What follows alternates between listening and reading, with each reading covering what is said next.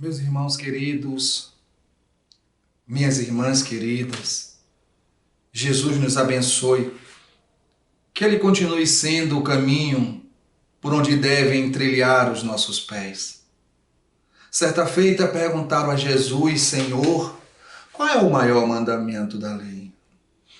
Ele respondeu: amarás a Deus sobre todas as coisas, de todo o teu coração, de todo o teu sentimento, de todo o teu espírito. E eu trago um segundo mandamento: amareis o teu próximo como a ti mesmo. Naquele momento, Jesus inaugurava a era do amor na humanidade. O amor que tudo doa, tudo sofre, tudo sacrifica, tudo renuncia, como diria Paulo alguns anos depois. Mas nós começamos a nos perguntar sobre esse sentimento.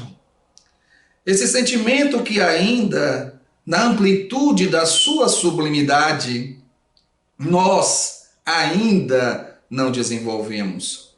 Nós estamos ensaiando, nós estamos nos educando para o amor. Mas aquele amor pleno só teremos quando atingirmos um grau de evolução bem maior do que este que nós estamos ainda nesse momento. E muitas vezes nós nos perguntamos como amar o próximo se nós não conseguirmos amar a nós. E aí essa pergunta muitas vezes parece vã, parece uma tolice. Como, Cláudio? Quem disse que eu não me amo? Mas em verdade, nós ainda não nos amamos verdadeiramente. Nós carregamos ainda conteúdos do passado que nos chumbam ao solo. Ainda trazemos conosco muita culpa, muitos remorsos, muitas carências que nos fazem resvalar ainda na necessidade de ser amado, esquecendo o impositivo de nos amar primeiro, para poder inspirar nos outros amor.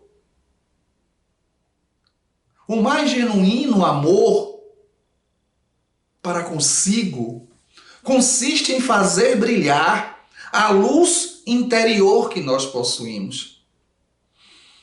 Nós não imaginamos as capacidades interiores que nós temos.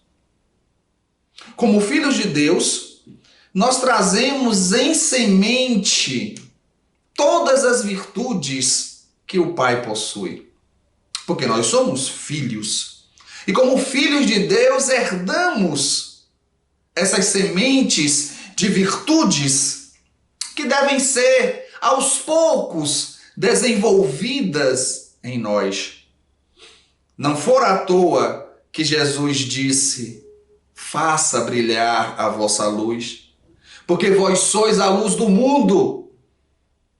Jesus, em todos os momentos das suas pregações, ele buscava nos elevar. Em nenhum momento ele sintonizava com as nossas imperfeições. Ele buscava inspirar em nós, despertar em nós as potencialidades que nós temos latentes. Quando nós não nos amamos, ficamos dependentes do amor dos outros para ser felizes. Quantas vezes as pessoas falam nos bate-papos: eu estou procurando a minha cara metade. Eu estou procurando a pessoa que me dê amor, que me complete. Como se nós fôssemos uma parte e o outro fosse somar uma outra parte. Isso não é verdade, nós somos criaturas inteiras. Somos um ser integral, mas que ainda não se apercebeu disso. E agora lembramos que certa feita, um místico, Sai Baba, estava sendo entrevistado por uma repórter inglesa e ela perguntou O Senhor disse que é Deus, isso é verdade? Ele disse, é verdade. Eu sou Deus. Mas você também é Deus. A diferença de mim para você é que eu sou Deus e sei que sou Deus. E você é Deus e não sabe que é Deus. Evidentemente, ele não estava falando Deus, causa primária de todas as coisas. Ele estava se referindo àquela frase de Jesus, vós sois deuses. Lembram? Jesus falou isso. Vós sois deuses. Não tem um ditado que diz filhinho de peixe, peixinho é? Então, nós somos filhos de Deus. Somos também deuses. Não, evidentemente, na magnitude da perfeição divina. Mas Deus é luz e nós somos filhos da luz e a luz não produz trevas. Se Ele nos criou, é porque nós também somos luz. E aí nós temos que passar, muitas vezes, por algumas etapas para entender quem nós somos. Para tirar essa casca de imperfeição que nós temos. Porque o nosso tema é educação para o alto amor. E o que é educação? Não é? Educação não é passar conhecimentos. Passar conhecimentos, você está instruindo. Receber conhecimento, você está sendo instruído. Educar é tirar de dentro, colocar para fora. Extrair de dentro. Ou seja, o processo de educação é verdadeiramente um processo interno. Evidentemente, nós recebemos estímulos, mas a motivação é nossa. É interna. E nesse processo de auto-amor, evidentemente, nós topamos com os nossos conteúdos de vidas passadas. E aí nós lembramos de Paulo de Tarso, quando ele diz, o bem que eu quero fazer, eu não faço. E o mal que não quero fazer, esse eu faço. Porque quando eu penso no bem, o mal já está em mim. Evidentemente, nós percebemos aí uma inquietação. No sentido de, eu quero fazer o bem, mas eu trago conteúdos de vidas passadas que me inclinam ao mal. A minha decisão de fazer o bem é agora, nesse momento. Mas essa decisão pura e simplesmente não apaga os conteúdos que eu trago. Então eu tenho que passar por um processo para entender por que o bem que eu quero fazer eu não faço. E por que o mal que eu não quero fazer, esse eu faço. E aí nós passamos para uma questão de autoaceitação. Isso aí é importantíssimo para o auto-amor. Normalmente nós desejamos passar por um processo de reforma interior. Mas para isso nós temos que fazer um trabalho de autoconhecimento. E o trabalho de autoconhecimento dói. Por que dói? Porque você vai começar a ver coisas em você que você não queria ver. Você vai começar a perceber que hoje, na consciência que você tem, na consciência que você já desenvolveu, você não queria sentir certas coisas que você sente. Você não queria pensar certas coisas que você pensa. E você não queria fazer certas coisas que você faz. E isso dói. Observar as próprias úlceras dói bastante. Então, nesse processo de autodescobrimento, de autoconhecimento, para se adquirir a reforma íntima, a transformação, porque para transformar você tem que ver que existe. Você tem que enxergar. Então, nós temos que passar por um processo de autoaceitação. Olha que interessante. Autoaceitação não é desculpismo. Não. Autoaceitação é a percepção que você possui determinadas posturas, pensamentos, sentimentos, reações, emoções que são desagradáveis para você. Mas você não joga para debaixo do tapete. Você apenas vai deixar de ter a postura de carrasco para consigo mesmo. Você vai perceber a problemática, você vai olhar para a sua ferida, você vai olhar para a sua sombra e não vai ocultá-la. Nem tampouco se transformar no carrasco de você mesmo. Você vai aceitar. Essa aceitação, essa autoaceitação não é acomodação. Nem tampouco aquela frase que muitas vezes nós falamos: eu sou assim mesmo, se quiser me aceitar, me aceite assim mesmo. Isso não é aceitação, autoaceitação, isso é rebeldia. Porque na realidade, aquilo que nos incomoda pode também incomodar os outros em nossas atitudes. A autoaceitação, ela surge no momento em que você observa a sua úlcera e você diz: eu tenho isso. Eu sou vaidoso. Eu sou ciumento. Mas eu quero mudar. Essa autoaceitação vai trazer um outro movimento. Auto-perdão. Porque muitas vezes nós observamos os nossos defeitos e não nos perdoamos. Porque nós temos aquela ideia do ideal. Mas a distância do ideal para o real, às vezes, é milenar. É uma distância abissal, muito grande. Então, muitas vezes nós estamos aqui diante do nosso real e desejamos o ideal e queremos viver o ideal agora. Não, agora nós temos o real. Quem nós somos realmente. O ideal é um ponto a atingir. É um processo. E todo processo requer tempo. Todo processo requer mergulho. Todo processo requer tentativas. Todo processo surge com quedas, com levantar, com erros, com acertos. Faz parte do processo. Por isso, os passos do autoconhecimento, autodescobrimento, percepção das suas úlceras, das suas sombras, das suas imperfeições. Autoaceitação, perceber que existe, porque se eu não me percebo vaidoso, eu não vou poder mudar. Porque eu acho que não sou. Então, no autodescobrimento, eu tenho que olhar para essas úlceras. Aceitar a existência delas e me perdoar. Porque eu fui criado simples e ignorante para me transformar em anjo. Do átomo ao anjo que um dia foi átomo. Eu vou chegar lá.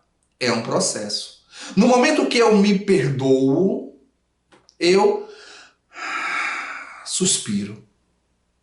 Imaginem a sensação de Madalena quando se sentiu perdoada e quando se perdoou. De Pedro depois que negou. De Judas depois que traiu. De Tomé depois que duvidou. E de tantos outros. É uma sensação de alívio. No momento que eu me auto-perdoo, eu estou dando uma chance a mim mesmo de recomeçar, de reformular, de consertar. O auto-amor é um aprendizado. É uma educação. No momento em que eu me amo, eu vou desenvolver essa força dentro de mim, que é o amor, e aí eu vou poder amar o próximo. Vou poder entender o amor de Deus. O próprio Paulo passou por essas fases. Lembram da frase que nós falamos há pouco?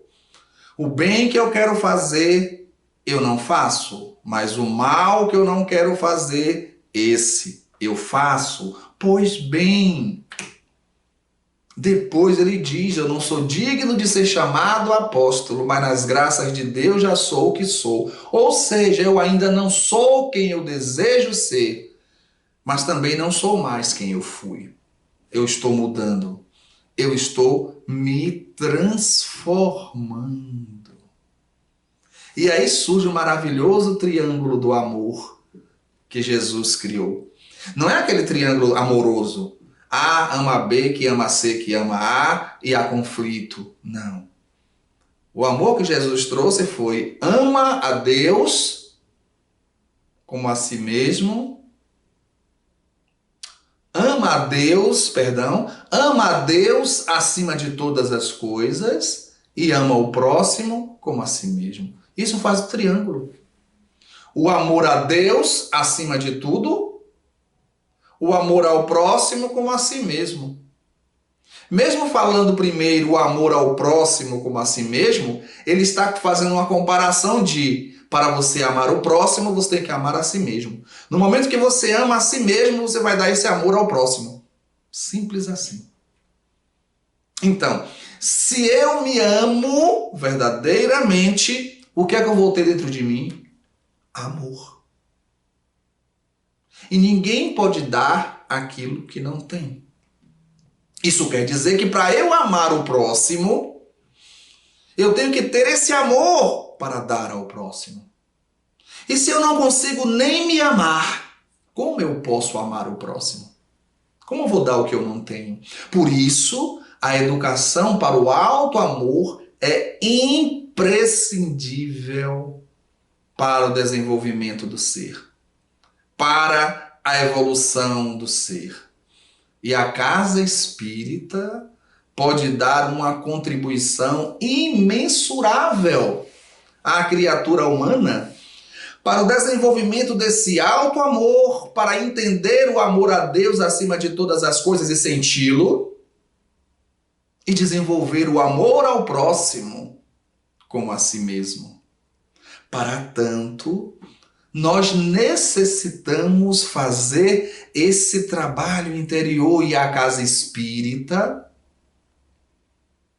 que é o local onde se estuda espiritismo, e o espiritismo é a ciência que trata da origem, da natureza e da destinação dos espíritos, com a sua relação com o mundo corporal. O espiritismo responde aquelas 3 perguntas: quem eu sou, de onde vim, para onde vou. Então, no momento em que a casa espírita apresenta o espiritismo, como deve ser apresentado em suas bases, no Pentateuco, nos clássicos e nas obras complementares mediúnicas, ele está mostrando à criatura o mapa. Não o mapa do tesouro, mas o mapa de um tesouro. O mapa do encontro consigo, da percepção de quem você é, de onde você veio, para onde você vai, qual o significado da sua vida, o que você está fazendo aqui. Espiritismo não veio com a intenção de curar corpos. O Espiritismo veio com a busca de fazer com que a criatura se encontre, fazer com que a criatura se perceba, fazer com que a criatura se descubra. E isso é um processo de educação. Porque a educação é um processo de autodescobrimento. O que é, por exemplo, a reencarnação, se não um processo de reeducação? Não é verdade? Nascemos na Terra, acertamos e erramos, voltamos à Terra para consertar os erros. Não deu dessa vez, vamos ter a próxima. Se não der, vamos ter a próxima, porque uma das técnicas da relação ensino-aprendizagem é a repetição. E a reencarnação nos propicia a oportunidade de repetir, para fazer novamente, para tentar fazer correto. E repetiremos quantas vezes sejam necessárias, até aprendermos profundamente, até aprendermos realmente. É um processo. É um processo. Ah, mas é difícil. Sim, quem falou que ia ser fácil? Jesus nos propôs uma tarefa: edificar o reino de Deus dentro de nós. Edificar o reino de Deus em nossos corações. Ele fez essa proposta. Ele fez esse convite.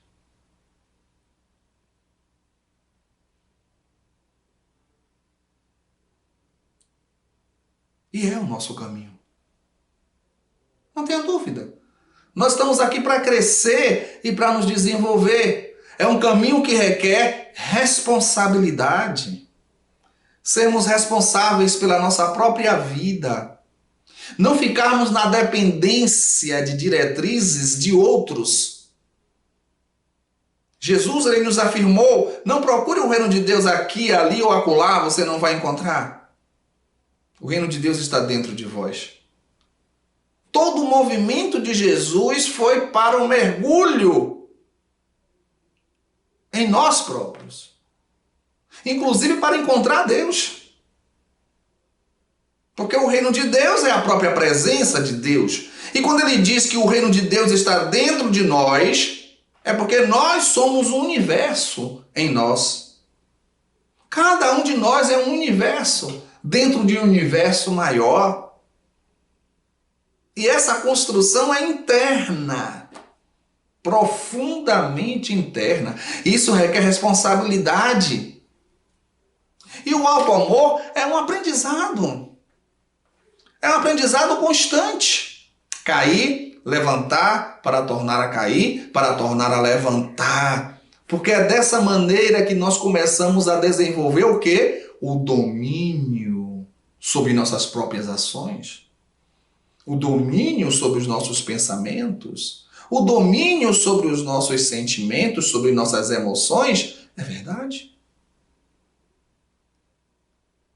A gente não consegue impedir que a emoção venha, mas a gente pode conduzi-la.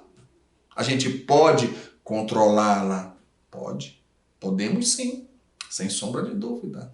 Sem sombra de dúvida. Em determinado momento, pelo meu grau de evolução, eu posso ser estimulado a ter raiva.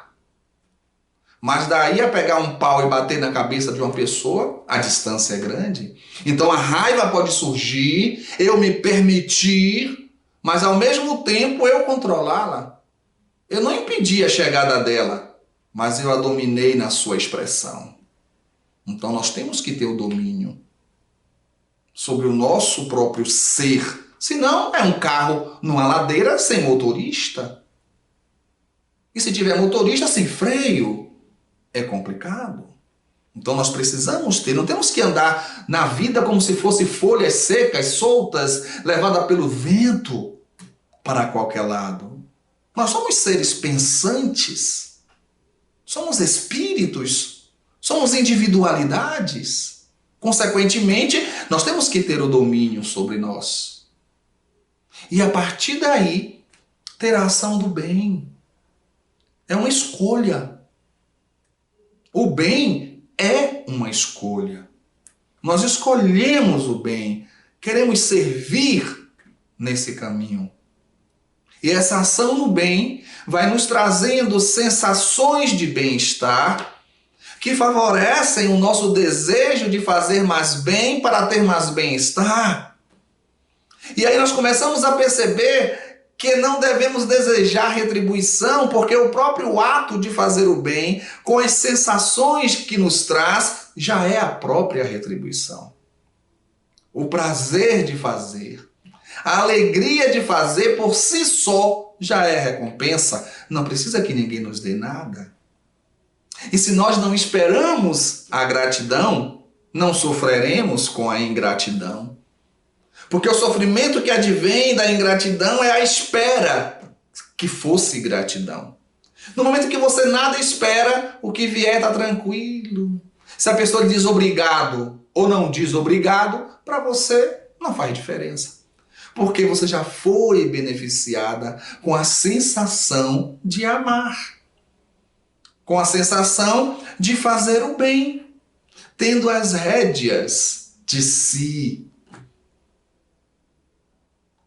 E nada disso vai acontecer se você não se ama.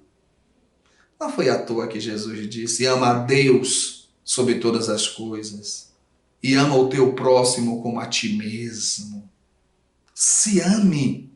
Elevar essa autoestima. Às vezes as pessoas confundem autoestima com vaidade, com orgulho, com prepotência. Não é isso, não. A autoestima é você perceber as potencialidades que você tem. Se alegrar com essas potencialidades. E fazer com que essas potencialidades cada vez mais se desenvolvam. E tudo aquilo que nós temos de bom só se desenvolve verdadeiramente quando nós colocamos a serviço do próximo.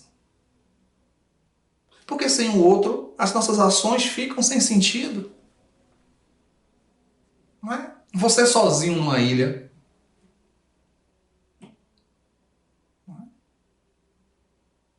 As suas ações, o feedback, as repercussões, o aprendizado, tudo fica mais difícil.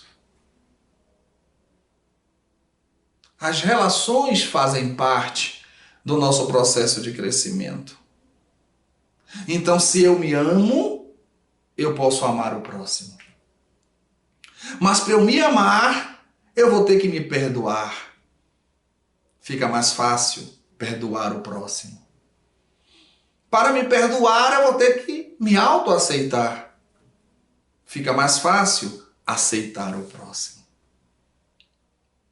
Não é um processo interessante? É um processo divino. Está nessa busca, nessa tarefa de transformação.